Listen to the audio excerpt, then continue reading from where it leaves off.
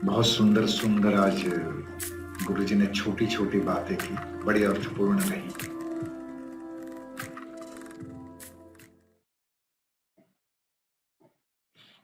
आदि शंकराचार्य जी की जो कहानी थी, हाँ, कि भाई आदि शंकराचार्य जी, आप तो कहते हो पूरा जगत माया है,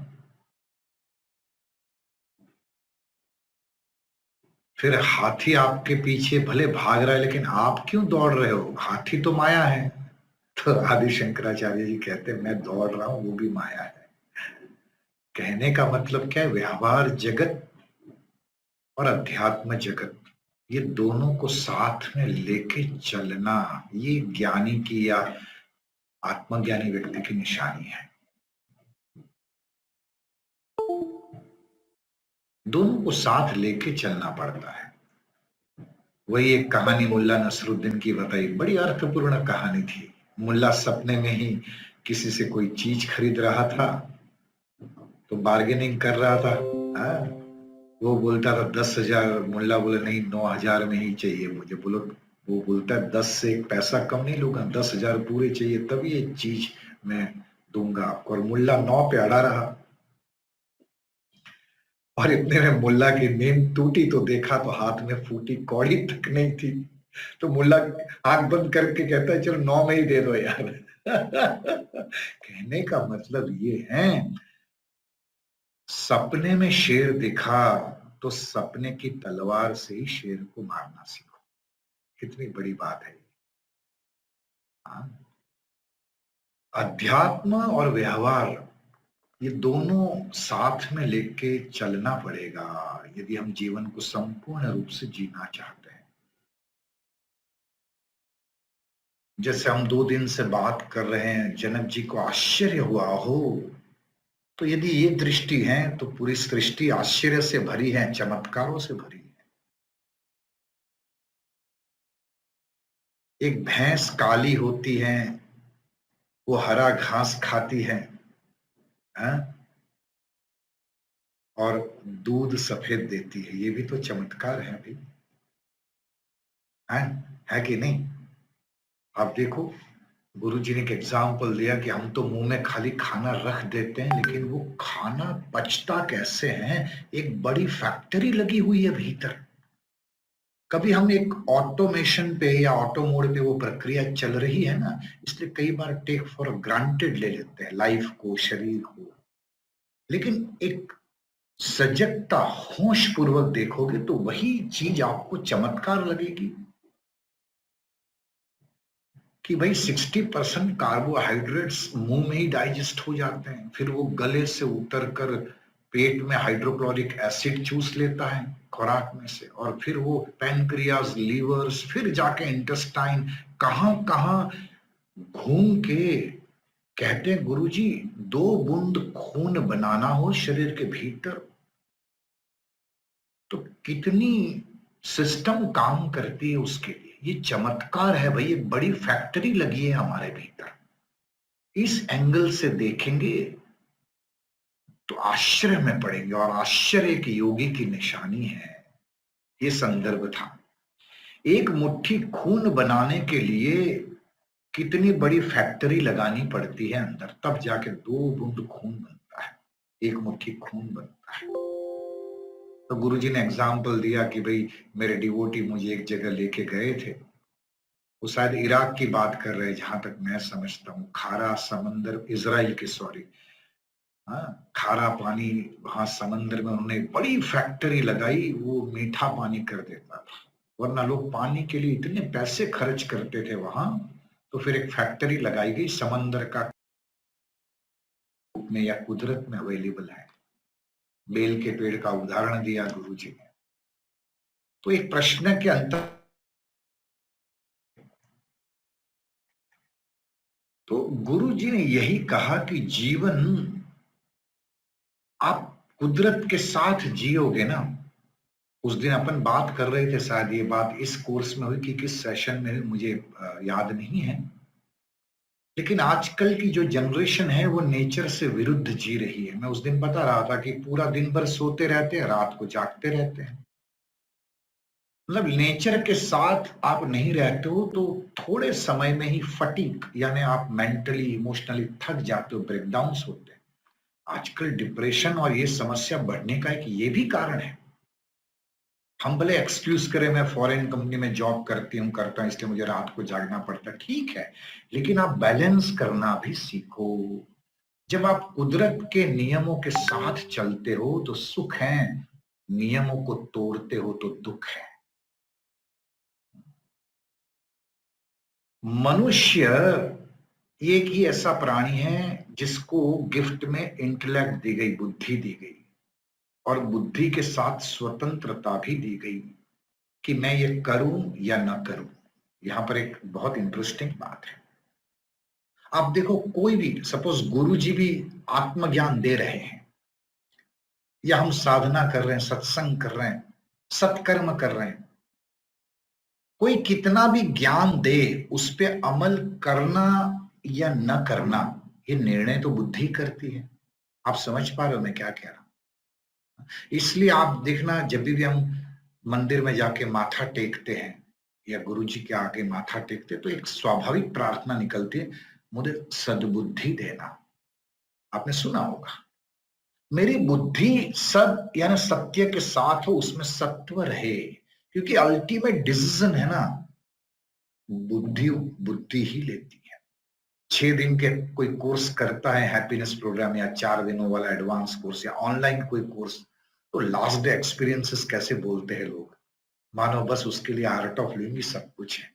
तो मैं हर बार कहता हूं, जैसे ही आप इस मीटिंग से बाहर निकलोगे, या इस सपोज ऑफलाइन कोर्स है तो हॉल के बाहर निकलोगे ना, ये अनुभूति को बरकरार रखना चाहोगे तो आपका कमिटमेंट ही काम आएगा, वहां और कुछ काम नहीं आएगा। And commitment is a subject of intellect, बुद्धि का विषय है कमिटमेंट, निश्चय बनाना। आप समझ पा रहे हैं मैं क्या कह रहा हूं?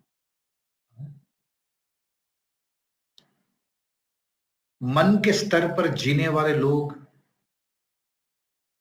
मूड के आधार पर, इच्छाओं के आधार पर जीने वाले लोग कभी प्रोग्रेस नहीं कर पाते। आपके आसपास यदि किसी के जीवन में आपको कोई भी फील्ड में ग्रोथ दिख रहा है, तो कमिटमेंट का बहुत बड़ा रोल होगा उसमें। उसने अपने डिस्कंफर्ट को महत्व नहीं देते हुए वो निश्चय को पकड़ के रखा।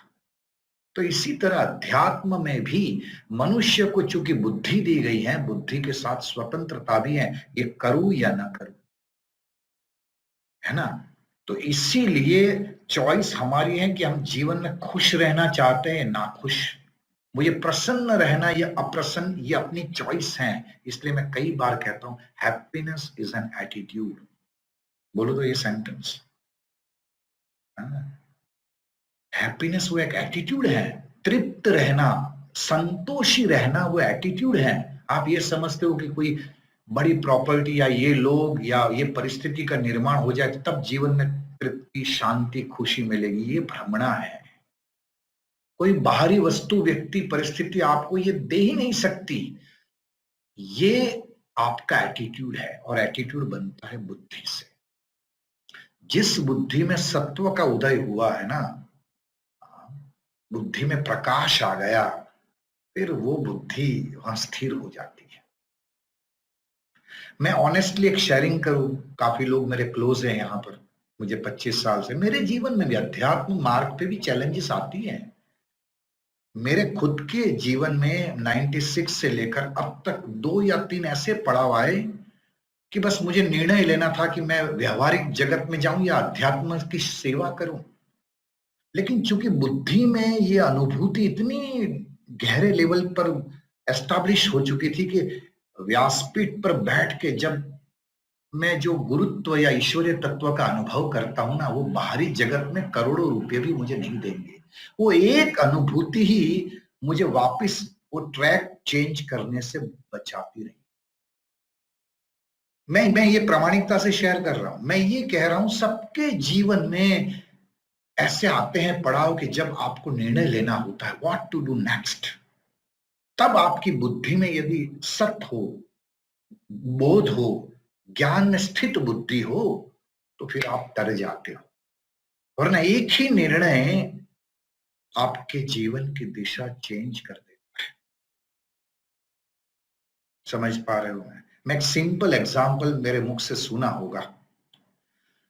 सपोज आपको पार्टी में जाना है, आपके वार्डरोब में बहुत सारी साड़ीज या शर्ट्स, बहुत सारी चॉइसेस हैं, 100 शर्ट्स हैं, 70-80 साड़ियां हैं, फीमेल का एग्जांपल लेते हैं, और आप पार्टी में जाने के लिए अच्छे कपड़े के लिए वार्डरोब खोलते हो। हाँ, यार कौन सी साड़ी पर ये पहनूं, ये पहनूं, ये पहनूं, ये पहनूं। हाँ?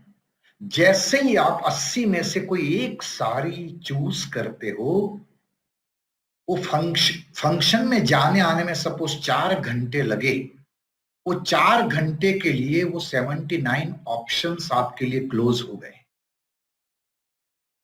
आप समझ पा रहे हो मैं क्या कह रहा हूं? The moment you choose one sari for a period of time, दो 79 ऑप्शंस वेर गॉन। इसी तरह जीवन में जिस क्षण आप कोई निर्णय लेते हो, उतने समय के लिए जीवन की दिशा बदल जाती है। ये गुरु जी कह रहे हैं कि मनुष्य के पास बुद्धि है और उस बुद्धि में फ्रीडम भी है। हमें क्या करना है, क्या नहीं करना है। किसी ने पूछा, भाई कुकर्म की सजा किससे मिलती है? तो गुरु जी ने कहा, जो भी आदमी शरीर से या बुद्धि से, मन से जो भी कर्म करता है, वो कर्म की छाप, इंप्रेशंस चित्त के ऊपर जमा हो जाती है। और चित्त वो आत्मा का आवरण है, ओढ़न है, ये शब्द प्रयोग किया। चित्त वो आत्मा का ओढ़न है, आवरण है। इसलिए कुकर्म या सत्कर्म, ये दोनों की छाप वो भुगतता ही है। आत्मा को जीवात्मा, तो ये कुकर्म किए हैं तो सजा भी मिलती है, सत्कर्म करते तो सुख भी मिलता है। लेकिन उससे भी परे आप अच्छे बुरे कर्मों के साक्षी बन जाते हो ना, तो कोई भी कर्म बंधन या कर्म दोष नहीं लगता है। मैं इसको समझाता हूं। आप देखो, अभी सपोज आपके घर में हवा पश्चिमी दिशा से आ रही है, हाँ मान लो, और वहां पर एक कूड़े का ढेर है, उस पर से हवा गुजर के आ रही है तो बदबू मारेगी वो हवा। हाँ? और वही हवा फूलों के बगीचे के ऊपर से आ रही होगी तो वो खुशबू लेकर आएगी। हवा जहां से गुजरती है वो स्मेल पकड़ती है। जैसे हवा हर जगह है, आत्मा भी हर जगह है। वो जहां से गुजरता है वो इंप्रेशंस कलेक्ट करता है, और वैसा कुछ समय के लिए वो हवा में वो चीज मिश्रित रहती है, मेरा ये कहना है। वो चित्त आत्मा का ओढ़न है, आवरण है। आप देखो ना, कई बार ये महिलाओं का अनुभव होगा। आपने मान लो 50-100 लोगों की रसोई बनाई, पंजाबी खाना बनाया, प्याज लहसुन भी डाले क्योंकि पार्टी थी, और काम वाली बाई नहीं आई, आपने बर्तन धोए।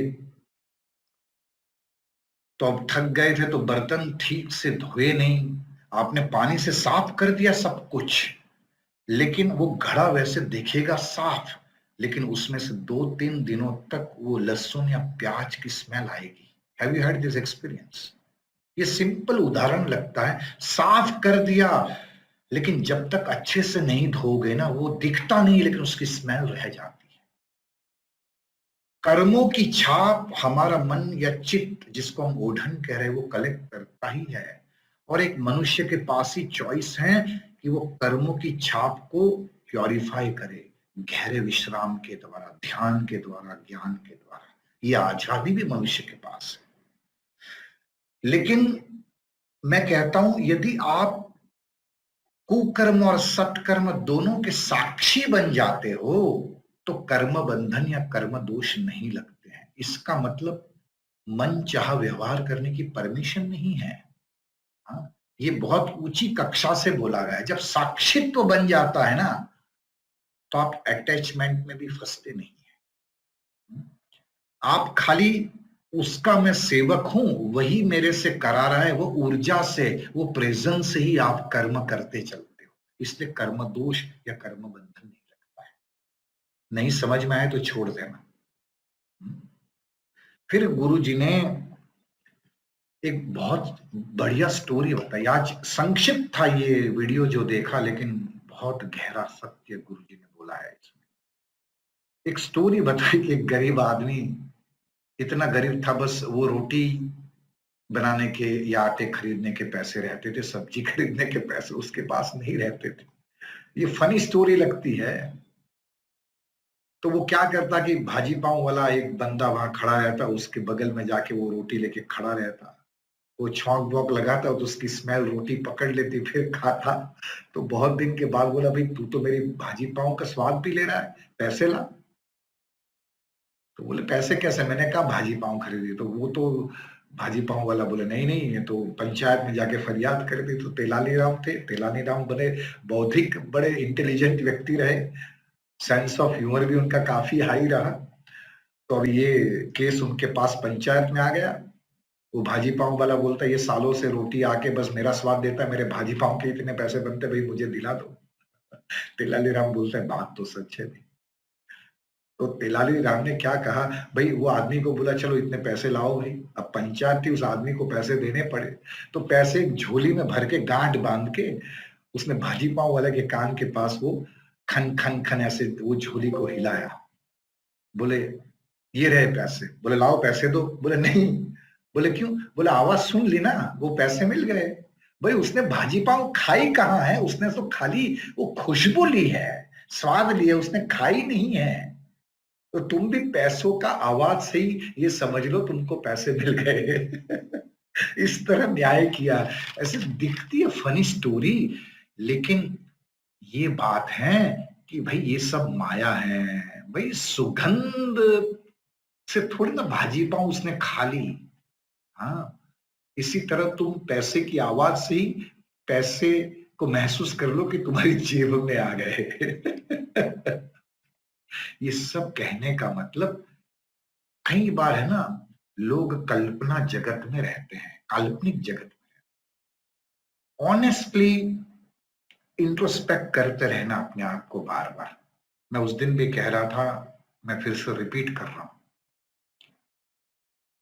हमारी ज्यादातर चॉइसेस जो होती है, घर, गाड़ी, बंगला, मोबाइल, जो भी छोटी छोटी चीजें हम शॉपिंग के रूप में खरीदते हैं, वो सचमुच ये मेरी जरूरत है या किसी के पास है इसलिए मैं खरीद रहा हूं? Number one. नंबर टू, ये जो चीज खरीद रहा हूं या बना रहा हूं, ये मेरे कंफर्ट के लिए मैंने बनाई या लोग उसको देख के प्रशंसा करेंगे, वो मेरा इंटेंशन है? आप ये देखना, ज्यादातर लोग इतना बहिर्मुख होके जीते हैं कि लोगों की प्रशंसा के लिए वो भूखे हो जाते, भिखारी बन जाते।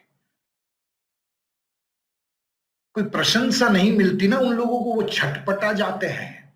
आप समझ रहे हो बातों को? हाँ, गुरु जी ये कहते हैं बड़े संदर्भ के बाद कि बंधन, मोक्ष, सुख, दुख, ये सब कल्पना मात्र है। आत्मा तो न बंधन में है न उसको मोक्ष चाहिए, वो तो ऑलरेडी वो साक्षी भाव से सब कुछ देख रहा है। न उसको सुख का अनुभव होता है, न दुख का अनुभव होता है, न बंधन का अनुभव होता है, इसलिए उसको मोक्ष की भी कोई परवाह नहीं होती, क्योंकि वो तो साक्षी भाव से देख रहा है बस।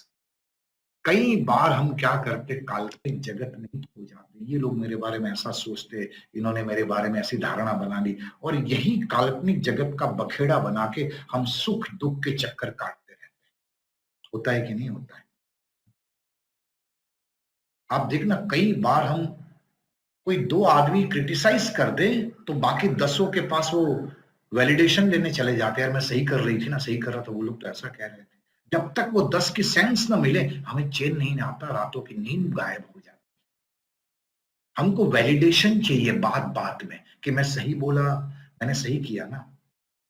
हमें आदत पड़ गई है कि बस लोग मेरे बारे में सही सोचे, अच्छा सोचे, मेरी प्रशंसा करे, और ये भूख ही, ये अपेक्षा ही हमें बहिर्मुख बना के दौड़ाती रहती है। या तो कई लोग मेरे बारे में कहीं गलत न सोच ले, अरे भाई किसको पड़ी है? आप देखो ना, आप देखो 24 घंटे में मैं किसी और के बारे में कितना सोचता हूँ, या आप अपने आप से यही प्रश्न पूछे। अरे टाइम कहाँ है भाई, सब अपनी चैलेंजेस या अपनी प्रगति या अपने जीवन को लेकर ही इतना व्यस्त है, कहाँ समय है दूसरे के बारे में सोचने का। लेकिन हम मन में ही ख्याली पुलाव बना के कि लोग मेरे बारे में ऐसा सोच रहे या तो ऐसा सोच रहे, ये धारणा बना बना के जीवन का सत्यानाश कर देते हैं। और सुख दुख बंधन मोक्ष इन्हीं काल्पनिक जगत में ही हम घूमते रहते हैं और उसमें से बाहर निकलने की चेष्टा करते हैं। मेरी भाषा में अंधेरे को सही ठहराकर उसको ढकेलने की चेष्टा करते हैं और जीवन समाप्त हो जाता है। अंधेरे का अस्तित्व होता ही नहीं है, प्रकाश की कमी होती है। मेरी बात समझ रहे हो आप? हाँ? यदि अंधेरे का अस्तित्व होता तो जैसे ये लाइट बाजार में मिलती है 20 वोल्ट की 100 वॉट की, इस तरह अंधेरा भी मिलना चाहिए था भाई। 100 वॉट अंधेरा दे दो, 50 वॉट अंधेरा दे दो, मिलता है क्या? क्योंकि उसका अस्तित्व ही नहीं, अंधेरा होता ही नहीं है वास्तव में, प्रकाश की कमी ही अंधेरा है। इसी तरह कई बार हम काल्पनिक जगत में अपने मन में ही औरों के बारे में, परिस्थितियों के बारे में, अपने जीवन के बारे में ऐसी बेतुकी धारणाएं बना बनाकर बंधन दुख सुख ये इतना सीमित होके जीवन जीते और फिर डिस्कम्फर्ट लगती, बेचैनी होती है और मन के स्तर पर जीते, इसीलिए मोक्ष की इच्छा भी होती है। एक्चुअल में गुरुजी ने आज एक बहुत सुंदर बात कही कि भाई मोक्ष और बंधन जैसा कुछ है ही नहीं। आप देखना कई लोग, ये संदर्भ में और गुरुजी ने एक बहुत सुंदर बात कही, कई लोगों को आप अकेला छोड़ दो ना, वो चटपटा जाते। उस दिन मैं कह रहा था कि लोग कोरोना के रिपोर्ट इसलिए नहीं निकलवाते कि 14 दिन क्वारंटीन होना पड़ेगा। तो इसी तरह कई लोगों को बस भीड़ में रहना ही पसंद है, जरा भी उनके आसपास लोग नहीं होते ना वो बड़े बेचैन हो जाते हैं, उनको घबराहट होती, बेचैनी होती है। तो गुरु जी ये कह रहे थे कि भीड़, जनक जी को ये सब बातें सुनकर ये रियलाइज हुआ कि भाई बंधन या मोक्ष और सुख दुख जैसा कुछ है ही नहीं। मैं भीड़ से भागकर आत्मज्ञान कहीं और खोज रहा था, इस ज्ञान से मुझे ये रियलाइज हुआ कि मैं भीड़ में हूं या अकेला हूं, लेकिन मैं तो वही हूं। वो अनुभूति में आ गया। इसलिए न भीड़ मुझे परेशान करती है, न अकेलापन परेशान करता है। मैं जहां भी हूं उस तत्व के साथ अब एक रूप हो चुका हूं, मैं ही वो हूं, उसमें मैं एस्टैब्लिश हो चुका हूं।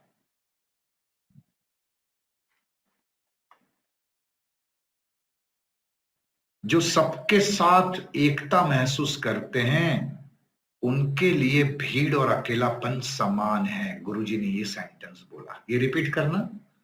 जो सबके साथ बिलोंगिंगनेस रियल सेंस में, खाली बुद्धि से नहीं, सचमुच आपको सभी के साथ जब अपनापन महसूस होता है ना, उसके लिए भीड़ या अकेलापन सब समान है। एक सच्चा आत्मज्ञानी व्यक्ति हर पहलू को एंजॉय करता है। वो भीड़ में भी एंजॉय करता है, अकेले लॉनलीनेस या अकेला होता है उसको भी, उस स्थिति को भी एंजॉय करता है। वो संसार को भी एंजॉय करता है, वो आध्यात्मिक प्रैक्टिसेस को या उस माहौल को भी एंजॉय करता है। उसके लिए सब समान है।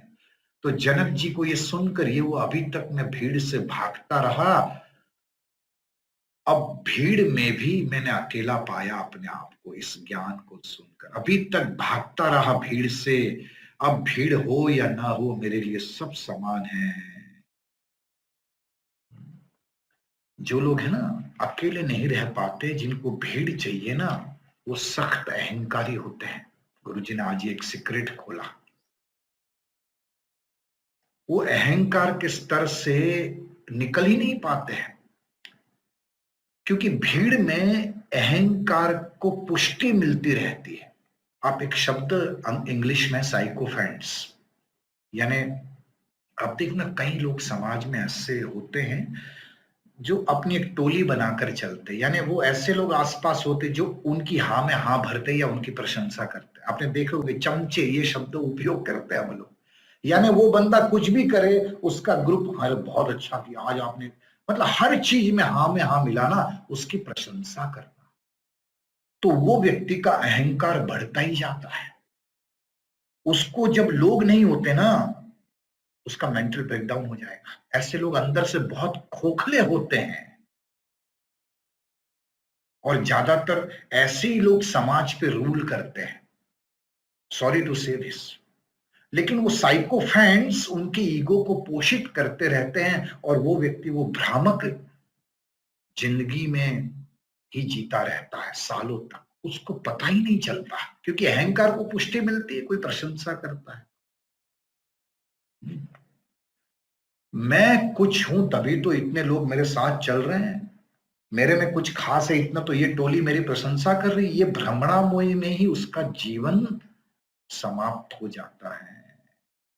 भीड़ से भागने वाले और भीड़ को चाहने वाले, ध्यान से सुनना, बोलो तो मेरे साथ, भीड़ से भागने वाले या भीड़ को चाहने वाले एक सिक्के के दो पहलू है।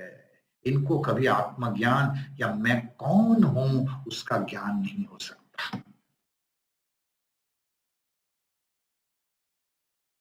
अकेला, आप अकेले हो तो भी मन में भीड़ महसूस करते हो, ये भी अज्ञानी का लक्षण है। अकेले में, ध्यान से सुनना, अकेले में भीड़ को महसूस करना अज्ञानी का लक्षण है। भीड़ के साथ एकता महसूस करना ये ज्ञानी का लक्षण है। लेकिन मैं एक लाइन जोड़ता हूं, भीड़ में भी अकेला महसूस करना ये आत्मज्ञानी का लक्षण है। यानी उसके साथ होकर भी अंदर से आप अछूते रहते हो, अनटच्ड रहते हो। वो एकता बन जाती है ना, फिर आप सुख दुख मोक्ष बंधन इन सबसे परे चले जाते हो। माँ बच्चे का उदाहरण दिया, माँ बच्चे के साथ इतनी एकात्मता महसूस करती है कि वो बच्चे के रूबरू में कुछ भी कर लेती है, उसको जरा भी संकोच नहीं होता है। क्यों? वो बच्चा उससे अलग है ही नहीं, इतनी एकात्मता हो गई। इसी तरह ज्ञानी भी एक माँ की तरह सहज होता है। एक सच्चा ज्ञानी व्यक्ति है ना, ज्यादा सहज होगा, तरल होगा, फ्लेक्सिबल होगा। मैं एक उदाहरण देता हूं, कई बार जिस पेड़ पर फल ज्यादा लगते हैं ना, वो पेड़ फल के वजन के द्वारा झुक जाता है। यानी जिसके जीवन में ज्ञान आता है ना, वो व्यक्ति और विनम्र बन जाता है। ज्ञान से यदि अक्कड़पन आ गया तो अभी ज्ञान को हमने डाइजेस्ट नहीं किया। जो ज्ञान को पचा के बैठा है ना, वो तो विनम्रता से भरपूर होगा, वो सहजता उसके कण कण में होगी। उसको कोई बनावटी मुखौटा पहनने का जरूरत ही नहीं है। तो एक माँ और एक परम ज्ञानी, ये दोनों के व्यवहार में कोई फर्क नहीं होता, दोनों एकदम सहज सरल होते हैं। उनके लिए कोई दूसरा है ही नहीं, तो मुखौटा क्यों पहनना फिर? इसका मतलब ये नहीं है कि ज्ञानी को सारी मर्यादा तोड़ देनी चाहिए। हाँ? भाई समाज है, उसकी कुछ व्यवस्था है, तो पुरुष को अपनी मर्यादा, स्त्री को अपनी मर्यादा ये रखनी ही है। लेकिन मर्यादा मर्यादा करके उसमें अति हम इन्वॉल्व हो जाएंगे तो वो मर्यादा आपको घुटन अनुभव कराएगी। आपको ऐसा लगेगा फांसी लगा दी, जैसे मन को बांध लिया, अंदर से घुटन होगा। तो सहजता से समाज के ढांचे को, उसके रीति रिवाजों को, मर्यादाओं को फॉलो भी करना है, लेकिन सहज भी रहना है। तो आत्मज्ञानी व्यावहारिक जगत और अध्यात्म दोनों को साथ में लेके चलते हुए भी वो अंदर से मुक्त ही रहता है। उसके लिए सब खेल है। बंधन में माया है, और बंधन से मुक्ति चाहता है, वो भी माया में ही है। बोलना जरा ये सेंटेंस, बंधन भी माया है और बंधन से मुक्ति चाहता है, वो भी माया में ही है। क्योंकि एक्चुअली आप तो बंधन में हो ही नहीं, वो जो है वो तो ऑलरेडी मुक्त है, वो तो साक्षी से सब कुछ देख रहा है, वो तो बंधन में है ही नहीं। अहो अहो अहो। क्योंकि बंधन और मुक्ति, ध्यान से सुनना, सुख और दुख, ये हमारे मन के बनाए हुए खेल है। एक्चुअली आप देखोगे ना, सुख एक प्लेजेंट सेंसेशन है और दुख वो अनप्लेजेंट सेंसेशन है। सुख क्या है? सुख की अनुभूति यानी क्या, उसका विश्लेषण करोगे ना तो अंदर कुछ बहुत सूदिंग लगता है, कुछ विस्तृत होता है, एक अच्छी फीलिंग उठती है, उसको हम सुख कहते हैं, करेक्ट। और कुछ अंदर सिकुड़ता है, घुटन होती है, उसको हम दुख कहते हैं। तो अल्टीमेटली तो सुख और दुख एक संवेदना मात्र है। इसी तरह मुक्ति या बंधन ये भी संवेदना मात्र है। मन से ही ये सारा हम काल्पनिक जगत खड़ा कर लेते हैं। लेकिन जितना आप ध्यान में डूबते चले जाते हो, डूबते चले जाते हो, फिर ये एहसास होने लगता है।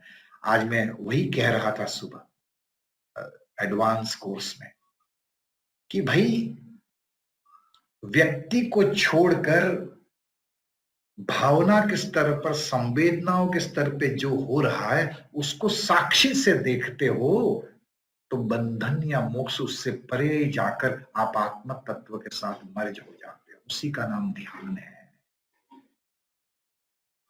फिर सुखद संवेदना हो या सुखद संवेदना हो, उन सबों को साक्षी भाव से देखते आप अछूते हो, वो अनुभूति व्यवहार जगत में भी महसूस होती है।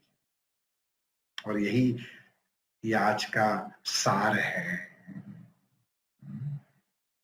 मेरी लैंग्वेज भारी तो नहीं है ना? हा? क्योंकि कई बार शब्द ऐसे निकल जाते हैं, अभी पता नहीं है। Are you all happy? मैं आज देखा 70वां दिन हो गया, आज पता भी नहीं चला। अभी एक वीक बचा है अपना। तो ब्रह्मा विष्णु महेश वाली नॉलेज शीट आज मुझे याद आ गई कि कई लोग क्रिएट तो बहुत कुछ जल्दी कर लेते, नए मित्र बना लेते, नया बिजनेस शुरू कर देते, नया कमिटमेंट से कुछ साधना शुरू कर देते, कुछ सेशंस में आ जाते हैं। लेकिन विष्णु शक्ति जो मेंटेनेंस वाली है, यानी कई लोग दोस्ती नई नई बना लेते हैं लेकिन उसको मेंटेन नहीं कर पाते। विष्णु शक्ति होगी तभी लंबे समय तक रिश्ते या दोस्ती मेंटेन रहती है। वो बिजनेस आप चला के रखने में कामयाब हो जाओगे, जो विष्णु शक्ति है।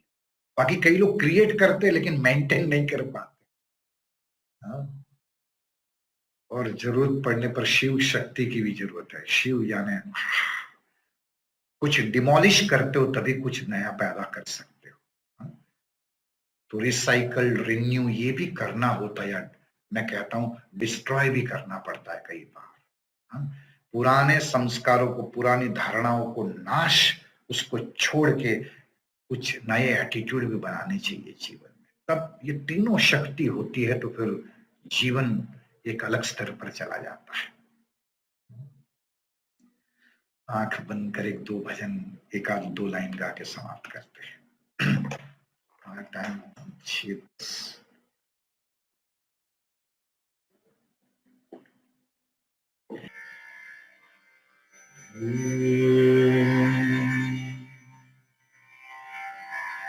जननी जगदम्बा,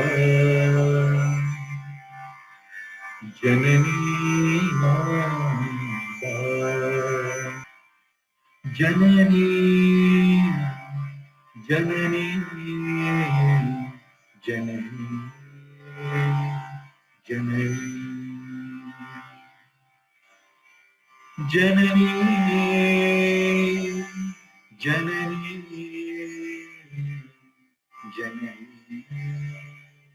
जननी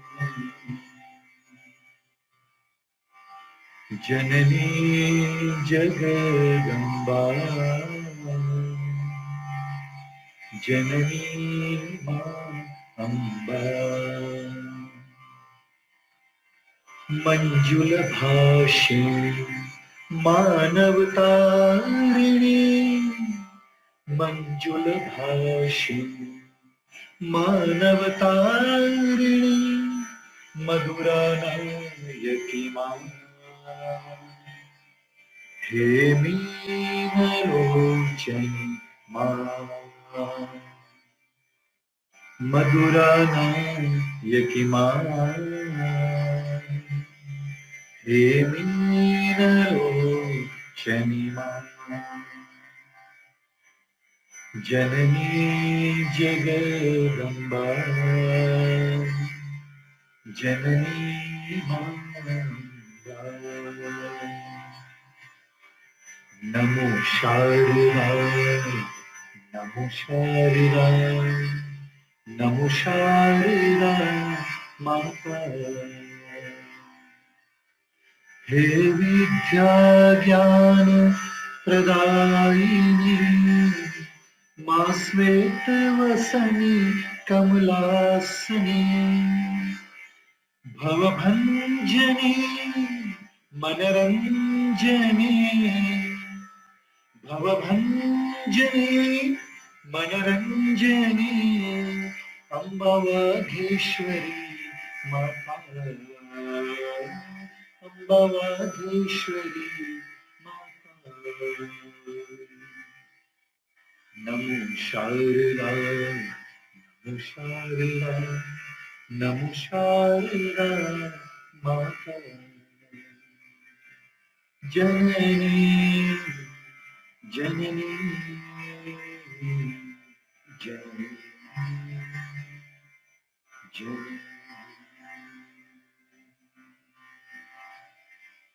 जननी जननी जगदम्बा